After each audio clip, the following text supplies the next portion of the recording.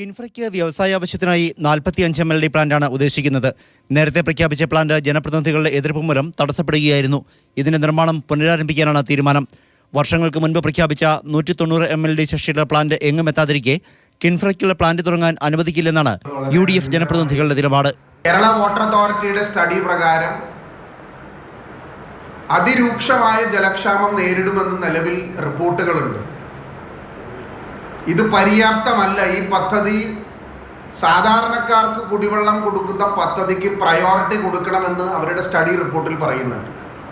അതോടൊപ്പം തന്നെ ഇത്രയും അധികം വെള്ളം പെരിയാറിൽ ഉണ്ടാകുമോ എന്നുള്ള ഒരു സംശയവും നിലനിൽക്കുക. നേരത്തെ കിൻഫ്ര ഭൂമി വിട്ടു നൽകാത്തത് കൊണ്ടാണ് 190 MLD പ്ലാന്റ് നടക്കാതെ വന്നത്. പിന്നീട് ഭരണാനുമതി നൽകിയെങ്കിലും ഇതുവരെ പണം അനുവദിച്ചിട്ടില്ല.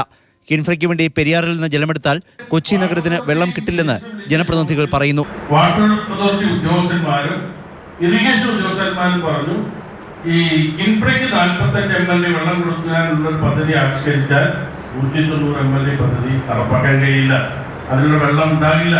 തൃക്കാക്കര, കളമശ്ശേരി, കരിമല്ലൂർ മേഖലകളിലും ജനക്ഷാമം രൂക്ഷമാണ്. മിക്കവാറും എല്ലായിടങ്ങളിലും തന്നെ കുടിവെള്ളക്ഷാമം രൂക്ഷമായിക്കൊണ്ടിരിക്കുകയാണ്. ഇപ്പൊ നാളെ രാവിലെ 4 മണി മുതൽ ഓരോരുത്തരുടെയും ഫോൺ വന്നുകൊണ്ടിരിക്കുകയാണ്, വെള്ളമില്ല എന്ന് പറഞ്ഞിട്ട്. കിൻഫ്ര കടമ്പ്രയാറിൽ നിന്ന് വെള്ളമെടുക്കണം.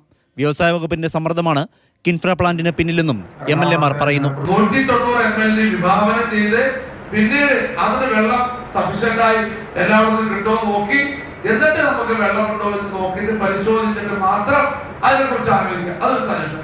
2 കടമ്പറയാറ് ശുദ്ധീകരിച്ച് അല്ലെങ്കിൽ വേറെ ഏതെങ്കിലും സ്രോതസ് വഴി കിൻഫ്രക്ക് വെള്ളമുണ്ടോ എന്നതിന് ഞങ്ങൾ കിൻഫ്ര പ്ലാന്റ് പൈപ്പ് പണികൾ തുടങ്ങിയാൽ തടയുമെന്ന് ജനപ്രതിനിധികളും DCC നേതൃത്വവും അറിയിച്ചു.